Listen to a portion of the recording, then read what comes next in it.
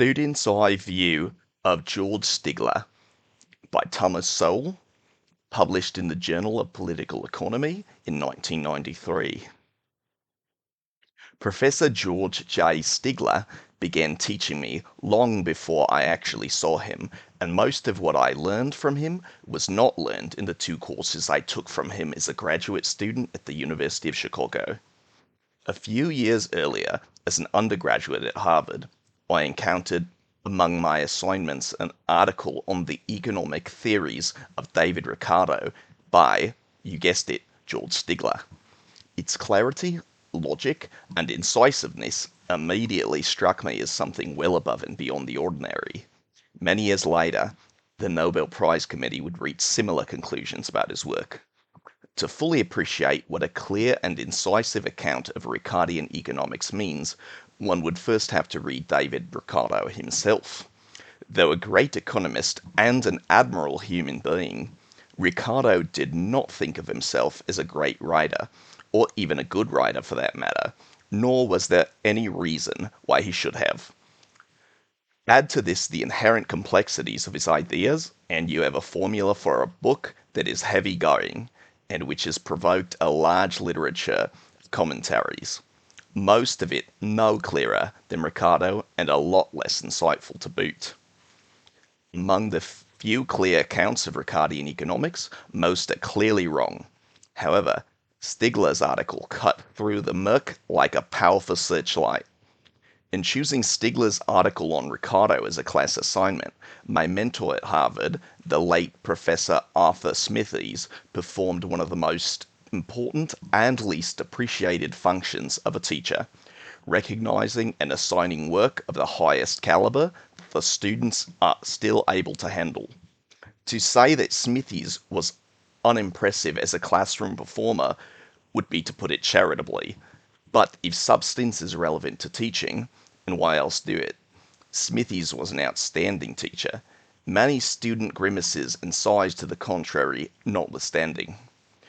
By assigning Stigler's article, Smithies had a decisive effect on my future career, leading me to specialize in the history of economic thought, and of ideas in general. More immediately, I resolved to do my graduate work under George Stigler.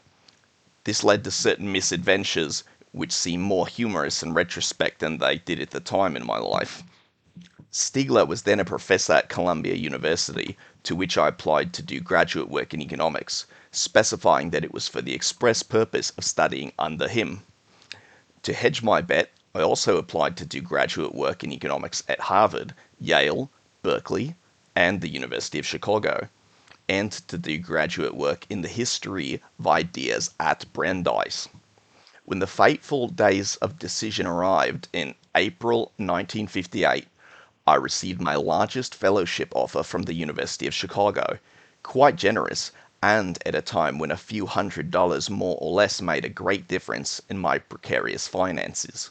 However, I was determined to study under George Stigler and turned down the Chicago fellowship to go to Columbia. When I arrived, I discovered to my chagrin that Stigler had just left for the University of Chicago. Hate it when that happens. The fact that the economics department at Columbia had told me nothing about Stigler's leaving, despite my explicit statement that the purpose in applying was to study under him, gave me my first lesson in academic ethics. There would be many more such lessons over the years and decades. The only course on the history of economic thought available at Columbia at that time was a far cry from Stigler. In fact, I was advised not to take it because the professor, who was in the bloody business school, was not a rigorous thinker.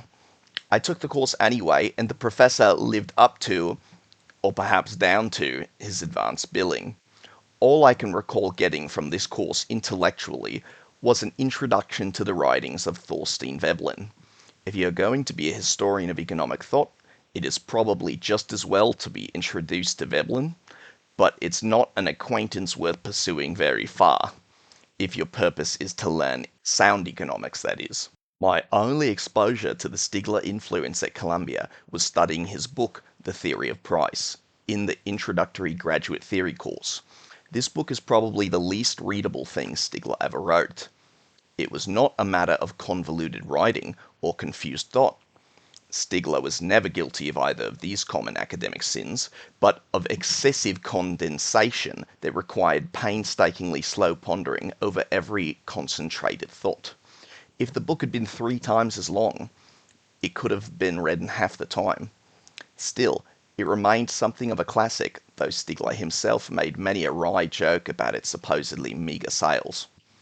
It was the kind of book that teachers of price theory courses read themselves while they assign some other text to the class. It was a far better book for reminding you of price theory than for introducing you to it. The next academic year, I was off to the University of Chicago. There was no course by Stigler available in the fall quarter, but I took an advanced price theory course by Milton Friedman.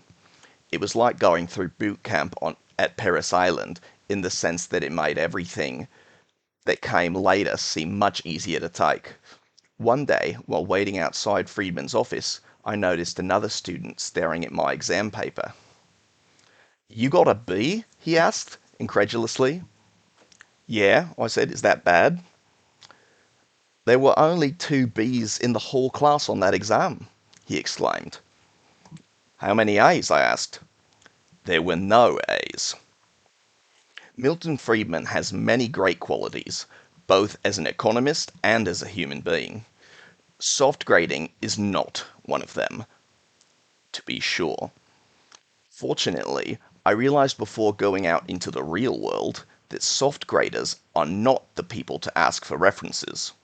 In the winter quarter, I enrolled for my first course under Stigler. It was industrial organization, words that meant nothing to me at the time, though I assumed it was something that every economist should know about. As a classroom teacher, Stigler was certainly better than Arthur Smithies, but that is a modest standard to apply. There were little gems of wit and wisdom here and there, but by and large, you would have gotten no real measure of the man by simply observing him in the classroom.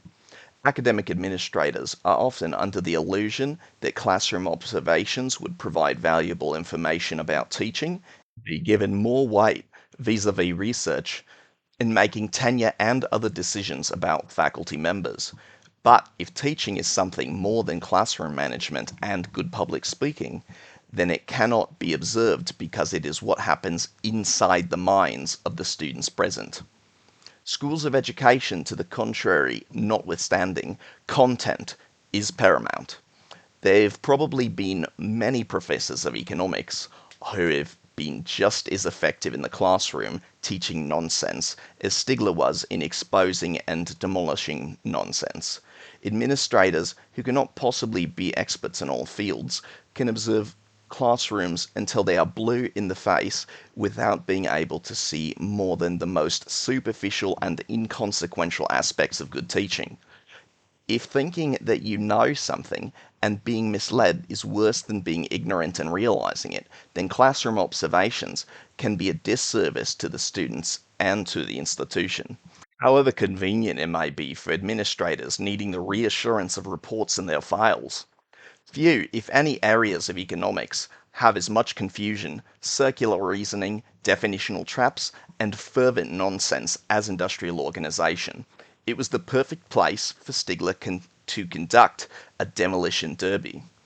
Nor was he hesitant about the task. Theories like monopolistic competition and countervailing power, which were treated reverently at Harvard, from which they originated, were eviscerated by Stigler. Another concept, one I had wrestled with in vain at Harvard, was workable competition, which he didn't deal with at all in the course. When I asked Stigler after class one day what it meant, he replied, quote, "It means such competition as pleases the economist who is talking." End of quote. It is always reassuring to have one's suspicions confirmed by a higher authority. A couple years later, I wrote the author of this concept, by now at Princeton, to get the other side of the story. His reply was much longer than Stigler's, but not nearly as clear, and unwittingly was the final confirmation of the meaninglessness of the concept to me. When shattering theories with gusto, Stigler seemed utterly uninhibited by the question, but what should you put in its place? Nor should he have been. When the emperor has no clothes, you don't wait until you can design a whole wardrobe before saying so. In academia, saying that the emperor has no clothes can be a full-time occupation. The regularity with which high-sounding nonsense erupts among intellectuals is like that of Old Faithful, with perhaps not as long an interval in between intellectual gazes. Stigler's other field of specialization, namely the history of economic thought, was also one in which nonsense was the norm. In addition to their numerous misinterpretations of the great economists of the past, practitioners in this field were often prone to believe that economic theories were reflections of contemporaneous developments in the economy and society.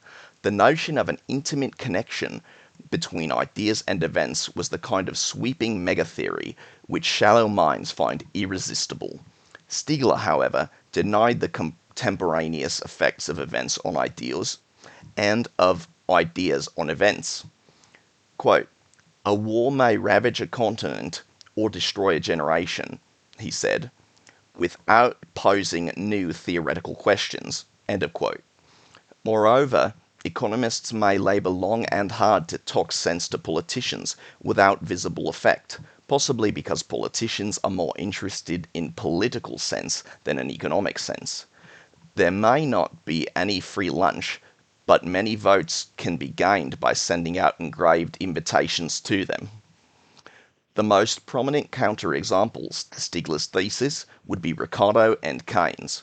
However, unless one wishes to treat the 1820s and the 1930s as the only normal decades, with the rest of history consisting of anomalies, even these famous examples do not establish the mega-theory so widely accepted until Stigler demolished it righteously. Indeed, the whole field of the history of economic thought is more mature and professional than it was before Stigler's creative destruction, though one risks the post hoc fallacy by attributing causation here. However, much bigger risks have been taken in economics. The once widespread assumption that changing theories reflected contemporaneous events was part of a more general school of thought, half economics, half sociology, and all mush, known as institutional economics. John R. Commons of the University of Wisconsin and his disciples were one sect in this cult, and Thorstein Veblen and his disciples were another. Institutionalism was like a meteor that shot across the night sky and then disappeared. When someone asked Stigler about it, he replied, quote, "Institutional economics is dying out at a fantastic rate, though still not fast enough to suit me." End of quote. What Stigler really taught, whether the course was industrial organization or the history of economic thought, was intellectual integrity, analytical rigor, respect for evidence, and skepticism toward the fashions and enthusiasms that come and go. He has left no legacy of buzzwords, like those which abound in the writings of John Kenneth Galbraith, for example, where there is much more flash and fluff. There is no Stigler model of the economy, no Stigler's law, no Stigler disciples carrying forth the word. An intellectual warrior who has inflicted many a wound, some perhaps academically fatal, Stigler seemed not to have his passions stirred by policy issues in the manner of his colleague and friend Milton Friedman. Stigler was hardly diffident about policy issues or anything else, including driving an automobile. But even Stigler's controversies on policy issues have really been battles about the intellectual analysis behind these issues. Despite attempts to pin labels like conservative on Chicago economists, Stigler's intellectual output was probably as apolitical as anyone is likely to get when writing in a policy area such as industrial organization. Far from being pro-business, Stigler's view, and the prevailing Chicago view when I was a graduate student there, was that corporate mergers between existing giants were sufficiently harmful to the economy to warrant government antitrust action to prevent them. Chicago economists were more anti-business in this respect than economists elsewhere who were much further left on political issues in general. What this really meant was that Chicago economists were essentially non-political, certainly in the partisan sense, and simply ended up with political positions derived from their approach to economics, which did not map perfectly onto right and left. Eventually, I was able to take the course for which I came to study under Stigler, the history of economic thought. By this time, however, I had done a certain amount of research in small parts of the subject on my own, and had arrived at conclusions which did not always coincide with those of George Stigler. Fortunately, the area in which I felt most confident, that is, Marxian economics, was not one covered in Stigler's course, and was apparently one in which he had little interest.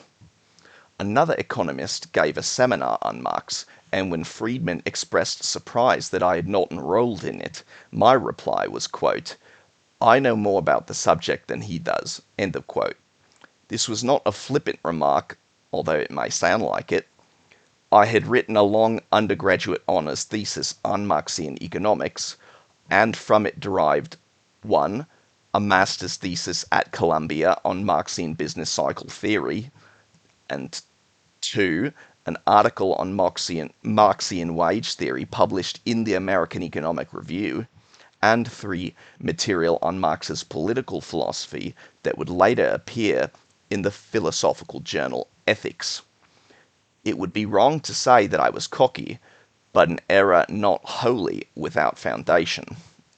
Another subject in which I had taken a keen interest was Say's law, and here my interpretation of the theories of its early critics put me on a collision course with the interpretation by Stigler. A collision course with Stigler is not the route which the American Automobile Association would map out for you as the most expeditious way to get a PhD, but that problem lay further into the future. Stigler's course on the history of economic thought went very well as a whole, though possibly I questioned him on a few points more so than some other students did, or perhaps more so than he was used to any student doing. He took it good-naturedly, though crossing swords with someone with Stigler's wit was never costless. A much more immediate problem arose for me when the University of Chicago went through one of those economy waves which sporadically interrupt the normal free spending habits of academic institutions. One of the non-essentials eliminated from the university budget was my fellowship. This made all sorts of other issues moot and led me to take civil service exams and explore the job market in general, but my routine as a graduate student went on as usual. One day after class, when I came up to the front of the room to debate some point with Stigler, he pulled an envelope out of his pocket and thrust it at me, saying dryly, quote, "You might want to take a look at this sometime," unquote. Was a letter from the Earhart Foundation, which I'd never heard of, informing me that I had been awarded an Earhart Fellowship at the suggestion of George Stigler. It was more money than any fellowship I had ever received or even heard of before, and it meant that I could continue at Chicago and go on to have an academic career. The following year, I pursued my interest in the early 19th century controversies over Say's law and wrote a paper on it in another course on the history of ideas, this one taught by Friedrich Hayek. The paper received high marks from Hayek and was later published in a British scholarly journal, but none of that cut any ice with Stigler, at least as far as making the subject the basis for a doctoral dissertation. With more than a century's accumulation of writings on Say's law already burdening the library shelves, he could not see yet another rehash, especially not one whose interpretation he thought was wrong. By the end of the academic year of 1960 to 61, I was burned out as a graduate student and decided it was time to go away and live like a human being for a while. A couple of years later, I phoned Stigler for advice about a crisis in my career. I was teaching at Howard University in Washington, D.C., and was learning still more about academic ethics, or the lack thereof. My call to Stigler went like one of those comedy skits where someone rambles on and on in a foreign language and someone else translate it into 2 or 3 words of English. Milton Friedman happened to be in Stigler's office when I phoned, so George passed on quick summaries to Milton while I ranted over the telephone, explaining the situation at Howard. Stigler's part went like this, quote, "It's Tom Sowell. He's at Howard. He hates it. Wants to quit right now." End of quote. A couple of years earlier, as an economist in the government, I resigned on a Thursday, effective Friday, the next day Friday, when I discovered that I'd been double-crossed. I was prepared to do repeat performance during the second week of the academic year at Howard. It took the combined persuasiveness of Stigler and Friedman to convince me that this would ruin my entire academic career, before it even started, really. I had to content myself with a 4-page, single-spaced letter of resignation, effective the following June. My other contacts with Stigler during this period were infrequent, as I was pursuing a dissertation topic in labor economics. At the American Economic Association's annual meetings in December 1964, I discovered a newly published book, a collection of Stigler's journal articles on the history of economic thought. I enjoyed reading them on a plane back from the meetings and then decided impulsively to write a review of the book.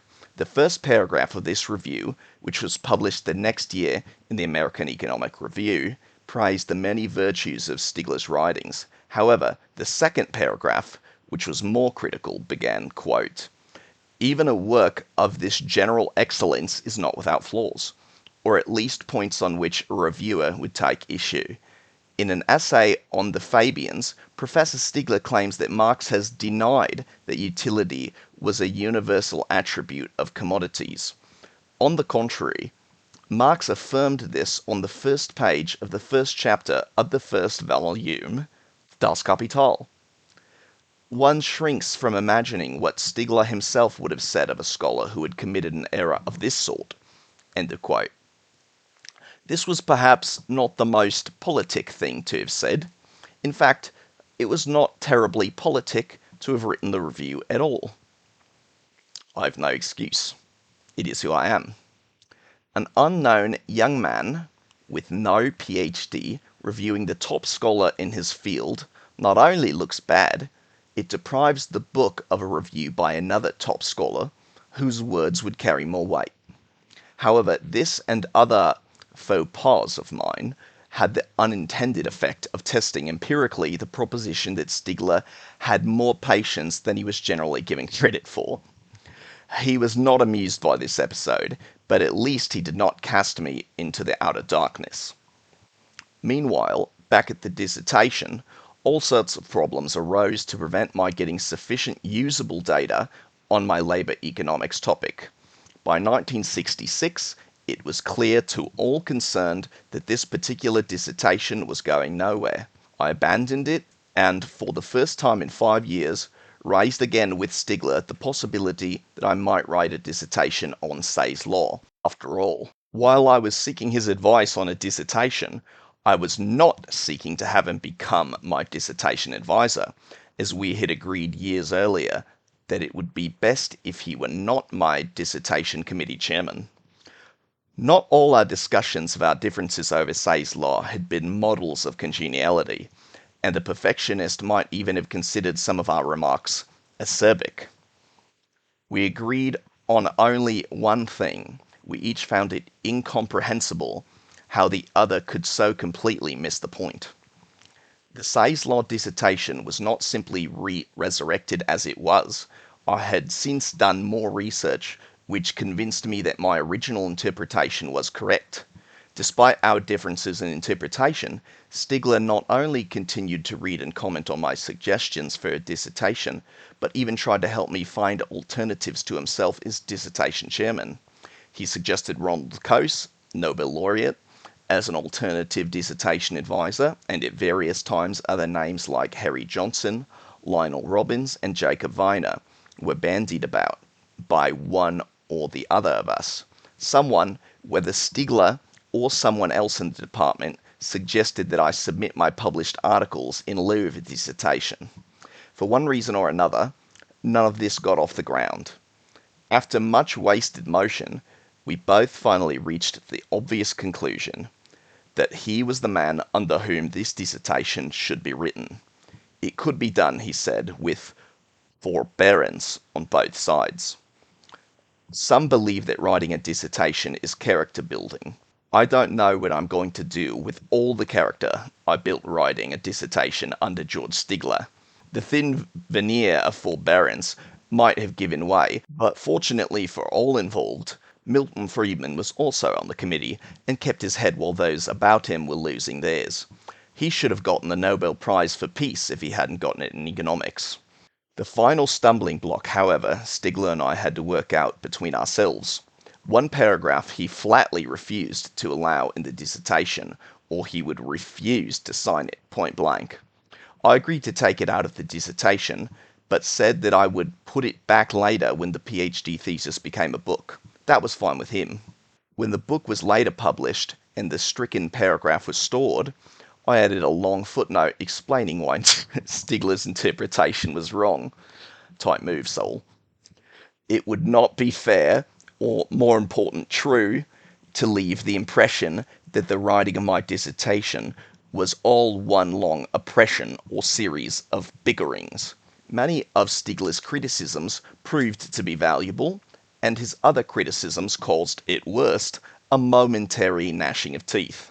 I bloody well meant it when I said on the acknowledgements page of my book Say's Law, quote, "I'm indebted to Professor George J. Stigler of the University of Chicago, whose interest in, including opposition to, many of the ideas developed in this work has led me to refine, redefine, and reformulate my concepts over the years." End of quote. Isn't that what a teacher is supposed to do? Today's fashionable notions of teacher-student relations present a warmer, almost cuddly picture. This was not Stigler's vision. Quote, "When I was a student," he said, "I never threw my arms around Jacob Weiner. He would have killed me if I'd tried." End of quote. I know of no student who wanted to throw his arms around George Stigler, but I am sure the consequences would have been equally dire. I was content to salute him from afar, though. The end.